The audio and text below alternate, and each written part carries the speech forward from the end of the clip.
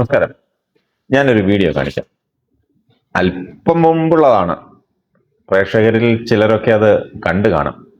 അതുകൊണ്ട് നിങ്ങൾക്ക് തോന്നിയേക്കാം ഇപ്പോഴെന്തിനാണ് ഇത് കാണിക്കുന്നത്. കാര്യമുണ്ട്. ആദ്യം പ്രേക്ഷകർ ആ വീഡിയോ ഒന്ന് കാണും, എന്നിട്ട് അഭിപ്രായം കമന്റ് ചെയ്യണം. മരത്തേന്ന് വീണതാണേ, കേട്ടില്ല. 10 രൂപ എടുത്ത് നട്ടലിന് പൊട്ടില്ല. എഴുന്നേറ്റ് നടക്കയില്ലെന്ന് വൈദ്യശാസ്ത്രം വിധിച്ചിരിക്കുകയാണ്. Hallelujah, hallelujah. നട്ടല ഒരിക്കലും നടക്കാൻ പറ്റത്തില്ലെന്ന് ഡോക്ടർ പറഞ്ഞു.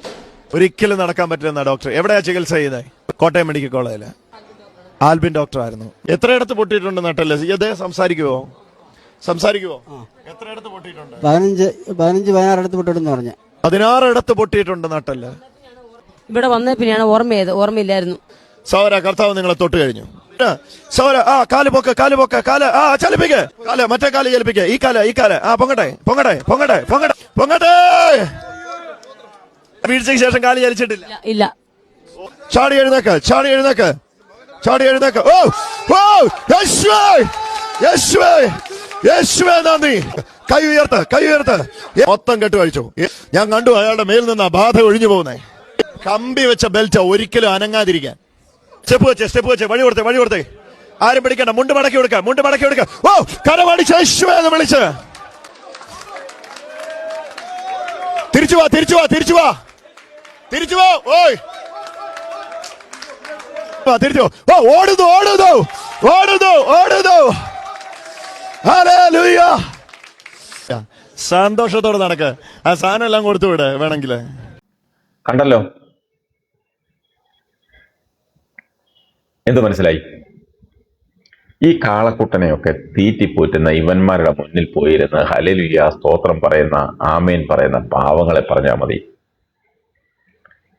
വീട്ടിൽ പട്ടിണിയാണെങ്കിലും ഇവന്മാർക്ക് കൊടുക്കാൻ ചില്ലിക്കാശ് വരെ സ്വരൂപിച്ച് വെച്ച് കൊണ്ടുവരും. ഇവന്മാരുടെ കൺകെട്ടും ഉടായിപ്പും കണ്ട് മയങ്ങി അത് വിശ്വസിക്കുന്ന പാവങ്ങൾ വീണ്ടും ഇവന്മാർക്ക് ഉള്ളതെല്ലാം കൊണ്ടു കൊടുക്കുന്നു. ഇവരൊക്കെ ഒന്നും കഴിച്ചില്ലെങ്കിലും ഇവനൊക്കെ കഴിക്കാൻ കൊണ്ടു കൊടുക്കും.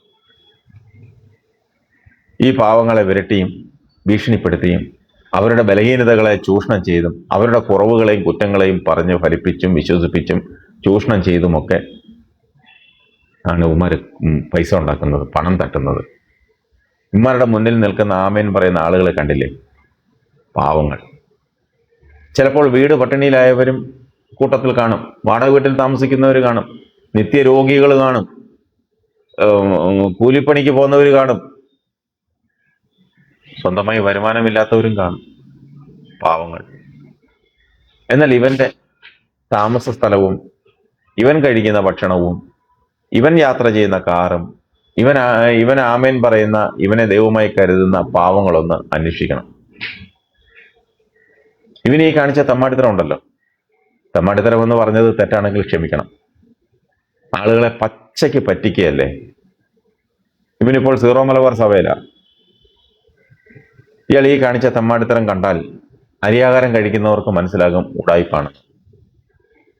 ആദ്യം രോഗിയോട് നേരിട്ട് രോഗവിവരം ചോദിച്ചറിഞ്ഞ ശേഷം കുറച്ച് കഴിഞ്ഞപ്പോൾ രോഗിയുടെ കൂടെ വന്ന ആളിനോട് ചോദിക്കുക, രോഗി സംസാരിക്കുമോ എന്ന്.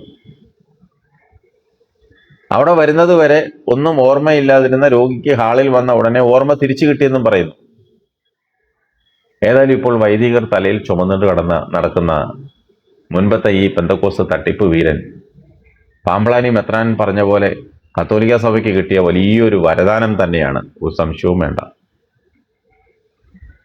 ഒരിക്കലും എണീറ്റ് നടക്കില്ലെന്ന് മെഡിക്കൽ കോളേജ് ഡോക്ടർ വിധി എഴുതിയ രോഗിയെ ഈ അസ്ഥിരോഗ വിദഗ്ധൻ ഒറ്റ സ്പർശനത്തിലൂടെ 16 ഒടിവ് ഭേദമാക്കി രോഗിയെ എണീപ്പിച്ച് ഹാളിലൂടെ PT ഉഷ ഓടുന്ന പോലെ ഓടിപ്പിച്ചെങ്കിൽ ആളത്ര ചില്ലറക്കാരനല്ല.